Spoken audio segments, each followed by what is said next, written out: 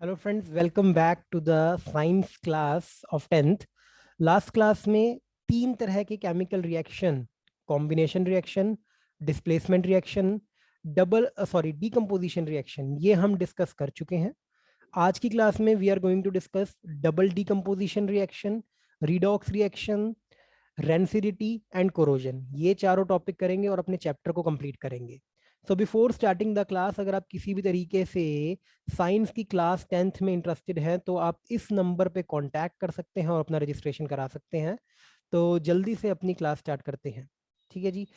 तो double displacement reaction, अगर double displacement reaction की बात करते हैं तो आपको पहले तो ये समझना होगा कि इसमें भी डिस्प्लेसमेंट ही हो रही है, बट इसमें जो डिस्प्लेसमेंट हो रही है वो दो बार हो रही है।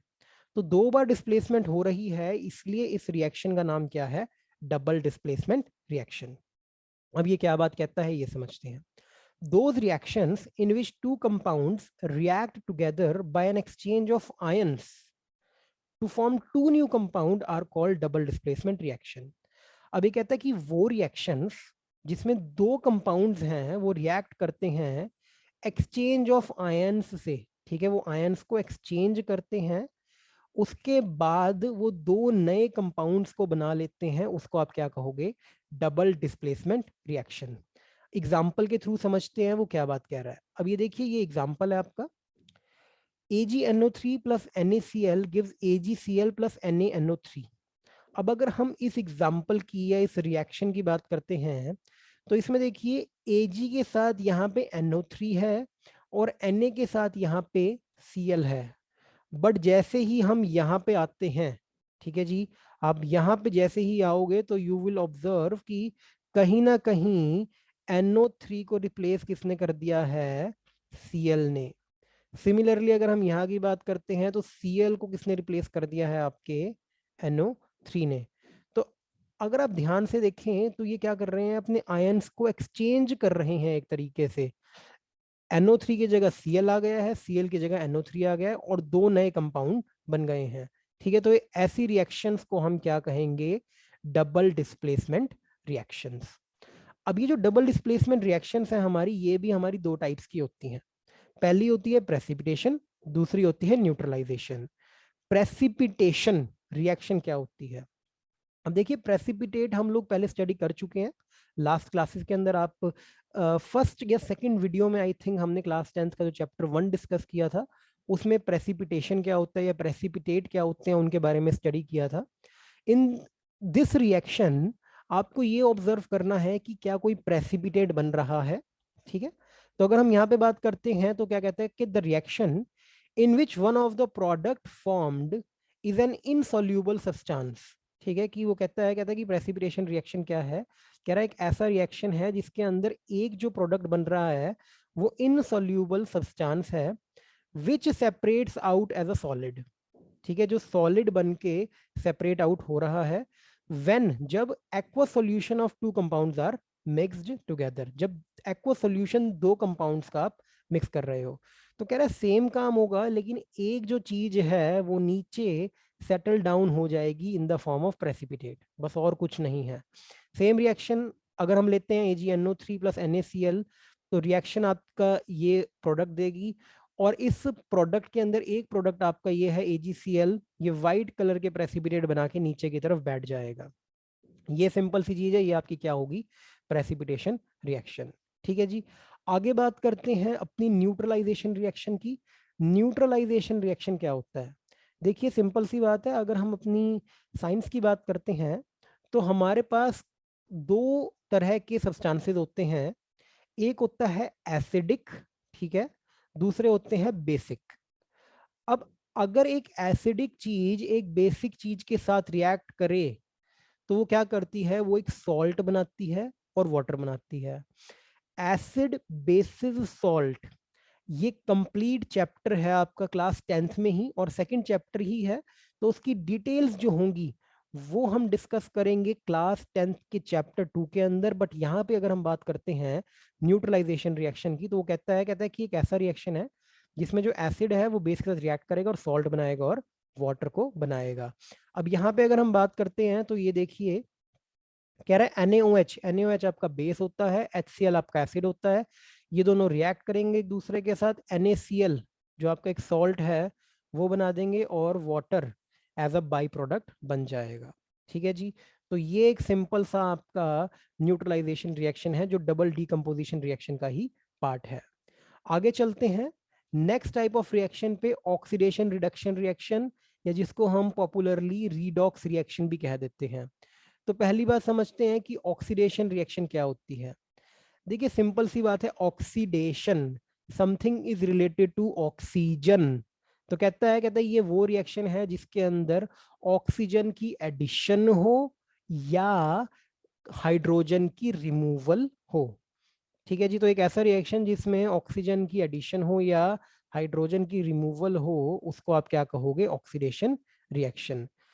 अब ये देखिए सिंपल सा है, इधर कार्बन है आपका और ऑक्सीजन के साथ रिएक्ट कर रहा है, तो कार्बन के साथ यहाँ पे ऑक्सीजन जुड़ गया है, ऐड हो गया है, और इसने बना दिया है कार्बन डाइऑक्साइड। ठीक है जी, तो ये आपकी क्या हो जाएगी, ऑक्सीडेशन रिएक्शन। सिमिलरली अगर हम बात करते हैं रिडक्शन रिएक्शन की, तो कहते हैं क्या रिडक्शन रिएक्शन क्या है, कहता है ये एक ऐसी रिएक्शन है जिसके अंदर एडिशन हो जाए हाइड्रोजन की या रिमूवल हो जाए ऑक्सीजन की। ठीक है जी, कि एक ऐसी रिएक्शन जिसमें बिल्कुल अपोजिट है आपका ऑक्सीडेशन के, कि इस बार ऑक्सीजन रिमूव हो रही है और हाइड्रोजन ऐड हो रही है। एग्जाम्पल के तौर पे कह रहा है कि ये फ्लोरीन है, फ्लोरीन को आपने हाइड्रोजन के साथ रिएक्ट कराया और ये क्या बन गई है, 2HF। तो ये आपका क्या हो गया कि हाइड्रोजन की एडिशन हो गई है फ्लोरीन के साथ, तो आपका ये क्या होगा, रिडक्शन रिएक्शन। ठीक है जी, अब कहता है कि नोट एक है हमारा यहाँ पे, इंपॉर्टेंट चीज है, both the oxidation and reduction reaction takes place simultaneously, this is called redox reaction. कहता है कि ऑक्सीडेशन और रिडक्शन दोनों इकट्ठे ही होती हैं, तो इसलिए इस तरह की रिएक्शंस को हम रिडॉक्स रिएक्शन भी कह देते हैं। ठीक है जी, एग्जाम्पल के तौर पे समझते हैं कि क्या एग्जाम्पल होगा इसका ऑक्सीडेशन और रिडक्शन का। तो कहता है कि ये आपकी रिएक्शन है, कहता है कि यहाँ पे अगर आप ध्यान से देखते हैं तो हमने बात करी थी कि एक ऐसा रिएक्शन जिसके अंदर कहीं ना कहीं ऑक्सीजन का अगर रिमूवल हो जाता है तो वो आपका क्या होगा, ऑक्सीडेशन रिएक्शन, या अगर आपका हाइड्रोजन का एडिशन हो जाता है वो आपका क्या होगा, रिडक्शन रिएक्शन। तो यहाँ पे देखिए आपका CuO है, CuO के साथ ऑक्सीजन है, लेकिन यहाँ पे ये Cu अकेला रह गया है, तो इसका मतलब क्या है कि रिमूवल ऑफ ऑक्सीजन, और रिमूवल ऑफ ऑक्सीजन का मतलब क्या है कि CuO की क्या हो गई है, आपकी रिडक्शन। सिमिलरली यहाँ पे कह रहा है ये हाइड्रोजन है, हाइड्रोजन के साथ आपने क्या कर दिया है, ऑक्सीजन को ऐड करा दिया है, तो ये आपका क्या हो गया है, H2O बन गया है, और ये क्या हो गया, एडिशन ऑफ ऑक्सीजन, जो आपकी ऑक्सीडेशन रिएक्शन होगी। ठीक है जी, तो ये ऑक्सीडेशन और रिडक्शन रिएक्शन इकट्ठे साइमल्टेनियसली चलती है, जो आपकी रिडॉक्स रिएक्शन को बनाती है।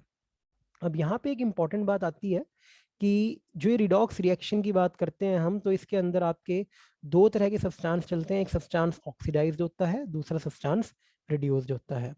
तो ये क्या चीज होती है, जिस कंपाउंड की ऑक्सीडेशन होगी, ठीक है, उसको आप कहोगे सब्सटेंस ऑक्सीडाइज्ड।